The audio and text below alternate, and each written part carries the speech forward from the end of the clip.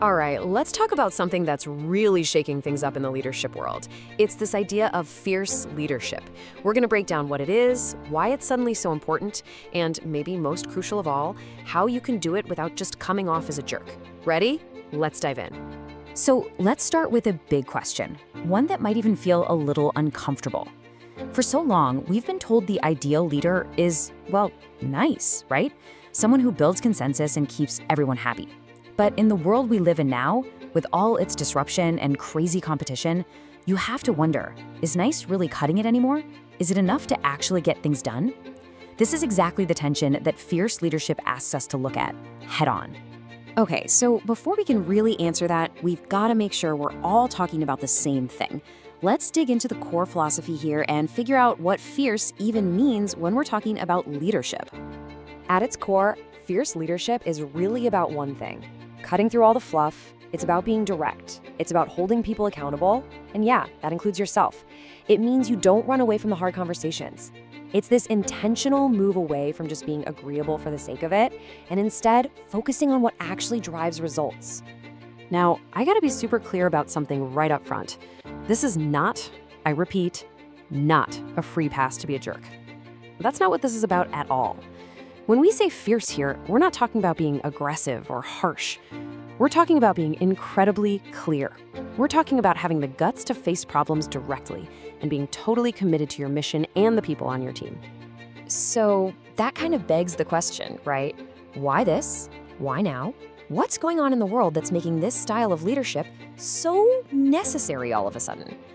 Let's look at what's really driving this shift. Think about it. Today's companies are these incredibly complex machines, and they are under constant pressure. And if you're taking a nice but kind of slow approach, well, you just can't keep up with the pace of change. Complacency starts to settle in, and that's a killer. A fierce leader is the one who steps in and challenges that inertia directly. They drive accountability, they push for transparency, and yet they make those tough, necessary calls that keep the whole engine running. But look, this isn't some magic wand you wave for every single problem. You can't just be fierce 24/7. It's like any powerful tool in your toolbox. You have to know when to use it. Its power is all about context. So let's pinpoint the situations where this approach really, truly shines. Okay, these are what I'd call the high-stakes moments. This is where fierce leadership isn't just nice to have, it's absolutely essential. I mean, think about it. A company's in a nosedive, you need someone to take decisive action right now. You're in a high-stakes negotiation, crystal clear communication is everything. Launching a project that's going to shake things up, you have to be ready to push back. And probably the most common one, dealing with someone who's just not pulling their weight, dodging that conversation is the absolute worst thing you can do. In these specific moments, being fierce is how you win. But, and this is a big but, this whole thing is a total double-edged sword. The potential rewards are huge, but so are the risks if you get it wrong. You've got to handle it with care. And you can really see that tension laid out here. On the one hand, the benefits are awesome. I mean, who doesn't want faster decisions, better performance, a team that can bounce back from anything, and just clarity, you know?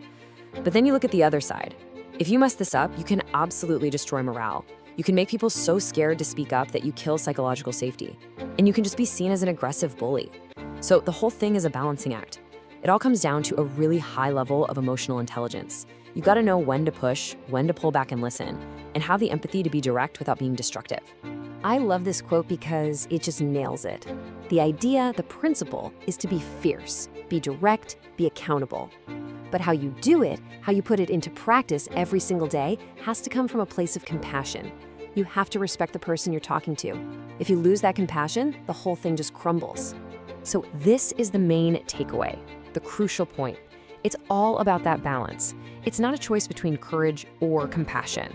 It's courage and compassion. True fierce leadership is having the guts to have that really tough conversation while also having the heart to genuinely care about the person you're having it with. When you can bring those two things together, that's where the magic happens. That's where the real power is. And so I'll leave you with this final thought to chew on. This isn't about trying to be someone you're not or mimicking some famous CEO. It's about figuring out what your own authentic version of this looks like. How can you be more clear, more courageous, and more committed? So the question I want you to walk away with is this: what does being fierce in a really productive way look like for you?